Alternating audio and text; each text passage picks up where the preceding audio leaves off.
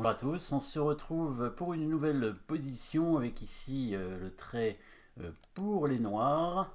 Alors on a évidemment l'habitude de regarder les combinaisons qui gagnent forcément, hein, les combinaisons gagnantes parfois pour faire nul. Et ben c'est pas toujours c'est pas toujours vrai, hein, c'est pas toujours le cas. En général, en fait, les combinaisons ne vont pas forcément gagner. Elles vont permettre de peut-être de sauver des parties, comme on a déjà vu, mais aussi de tenter des pièges, tout simplement, ou bien de jouer simplement, de sauver la position, de sauver, de jouer les meilleurs coups. Et si l'adversaire ne répond pas comme il faut, et évidemment on peut gagner la partie, mais ce n'est pas obligatoire. Et ici c'est ce qui va se passer. Les noirs vont jouer le meilleur coup, évidemment, parce que dans leur position ils sont un peu gênés, hein, au niveau du fou qui est attaqué ici deux fois, hein, par la dame et la tour, hein, qui est protégée qu'une seule fois ici, avec un pion passé quand même assez avancé chez les blancs. Mais regardons quand même la protection du roi avant tout. Et bon, le roi blanc a l'air assez bien protégé avec ses trois pions. La tour, heureusement, est sur la première rangée pour éviter le fameux mat du couloir. Le pion ici en F2 est bien attaqué, hein, quand même, hein. On voit les deux tours et la dame directement, mais il y a le fou qui défend. Mais est-ce que ce sera suffisant? Et sinon, le roi noir, lui, est protégé aussi, hein. Donc il y a deux pions qui le protègent. Évidemment, ça peut être suffisant parce qu'il est dans le coin quand même. Et toujours la huitième rangée, qu'il faut faire attention au match du couloir comme d'habitude. Mais il y a la tour noire qui est là et les tours sont en liaison contrairement au blanc. Donc le roi noir est un peu mieux protégé. Mais le fou est attaqué et ici effectivement les noirs vont jouer le seul coup pour ne pas perdre, parce que les blancs ont une menace très concrète qui est de prendre le fou attaquer deux fois contre une seule défense. Et si le fou bouge, il y a le pion qui va avancer. Ce pion va être très fort, très dangereux. Mais évidemment, vous avez vu l'attaque sur le pion derrière ici. Et la possibilité, évidemment, pour les noirs de le prendre. Alors, le coup forcé, c'est dame prend pion, mais bon, il y a le fou qui prend. Là, cette fois, il n'y a vraiment pas assez. Un autre coup forcé serait une menace de mat en attaquant la tour avec la dame, forcément, et que la dame qui peut l'attaquer. Un coup comme dame à 5 est envisageable, hein, pour attaquer la tour, mais ça va pas servir à grand chose. La tour va simplement bouger et le fou reste attaqué, hein, ou bien le fou éventuellement pourrait peut-être aussi venir attaquer la dame, hein. C'est pas impossible, hein, étant donné que ça ferait quand même un coup forcé sur la dame, ça attaquerait la dame. Alors ça enlèverait l'attaque ici, la défense ici, mais ça attaquerait la dame quand même, ce serait assez dangereux. Donc autre coup forcé évidemment qu'on peut envisager, bien sûr, c'est la prise du pion avec la tour plutôt. Mais est-ce que ça menace mat? C'est pas sûr du tout. C'est pas sûr du tout, puisque le pion en G2 est protégé par la dame ici, et la case en F1 est protégée par la tour. Mais c'est justement le piège des noirs, hein. C'est ça, quand les noirs vont prendre ce pion, alors les blancs ne reprendront pas la tour, parce que sinon, là c'est mat, hein, avec la dame qui prend sur échec, et ensuite la tour est perdue et c'est mat directement, hein, le fameux mat du couloir donc.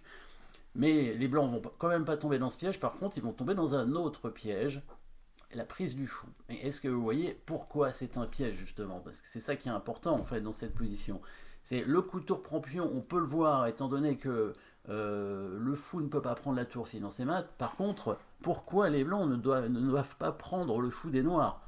Quelle est la menace en fait réelle du coup de tour prend pion? Et c'est là la difficulté. Et les blancs sont tombés dans le piège. Après, tour prend F2, tour prend E6. Là, peut-être maintenant, vous pouvez trouver, bien sûr, le coup forcé qui va mener au match, je pense, hein. Je pense que c'est pratiquement imparable. En tout cas, les noirs vont gagner beaucoup de matériel et du coup, ça suffira pour mater assez rapidement par la suite. Le fameux mat du couloir, bien sûr, là, il arrive, hein, avec les deux tours qui sont en liaison et qui contrôlent la case ici. Il suffirait de dévier, évidemment, la tour blanche. Vous avez probablement trouvé le coup qui va menacer mat. Alors, il n'y a pas d'échec, enfin, il y a des échecs, mais encore une fois, il y a la dame qui défend ici, il y a la tour qui défend, donc la tour ne peut pas faire échec facilement. Par contre, cette fois, la dame va vraiment attaquer la tour, et beaucoup plus efficacement que tout à l'heure, en la mettant directement devant la tour. Voilà, dame E2, c'est la partie, et là, les blancs ont abandonné, parce que s'il prend la dame, les noirs font mat directement. avec la tour. S'il prend la tour, c'est toujours pareil, hein, on prend le fou et après on prend la tour, hein, comme tout à l'heure, hein, s'il avait pris la tour directement. Et il n'y a pas de coup de défense parce que s'il défend en fait sa tour avec la dame, il défend plus, plutôt en C1 on va dire, hein, parce qu'il y a quand même la menace tour F1, mais il défend plus la case G2. Et oui, il y a aussi tour prend G2, tour prend H2 et dame G2 mat. Donc il y a des maths dans tous les sens, du coup les blancs peuvent plus rien faire, hein.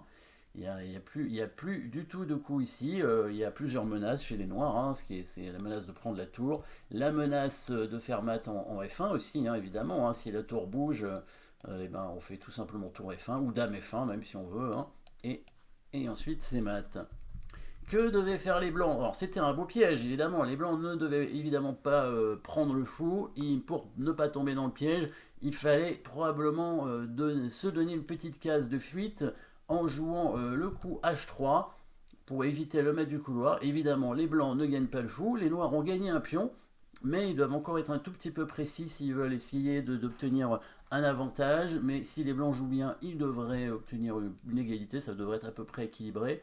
Le bon coup, c'est bien le coup tour C2 pour attaquer la dame, pour essayer de la chasser évidemment de la défense du pion. Et ici, les blancs doivent faire attention avec leur coup de dame. Ils ont intérêt à, bien sûr, défendre le pion, mais à revenir avec la dame sur la case en E4, voilà, pour bien protéger toutes leurs pièces.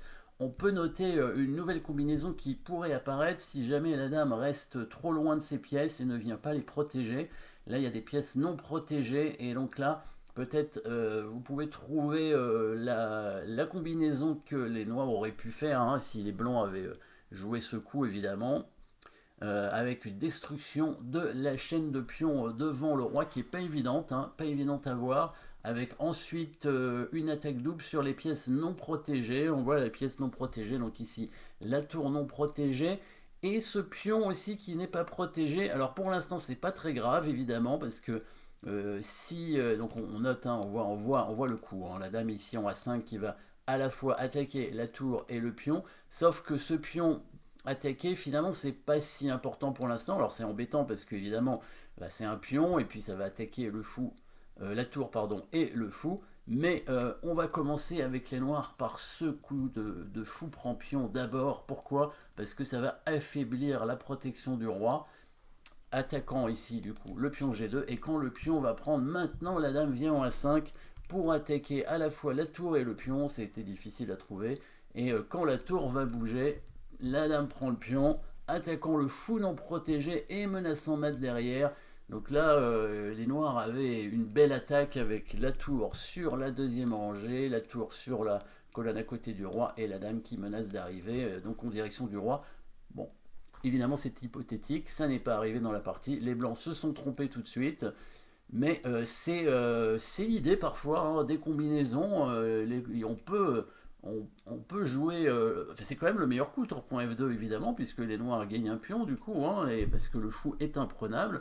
Mais sur la meilleure suite, évidemment, le coup dame 4, les noirs n'ont qu'un pion d'avance, et comme c'est une position avec des fous couleurs opposées, la position sera quand même assez difficile à gagner pour les noirs, hein. A priori c'est équilibré, mais il y a quand même toujours un avantage noir, et la partie continue évidemment. Merci d'avoir suivi cette position. N'oubliez pas de vous abonner, et si vous voulez aider cette chaîne, vous pouvez y souscrire. Il y a le bouton rejoindre si vous voulez regarder ce qui est proposé. Merci à vous, à bientôt.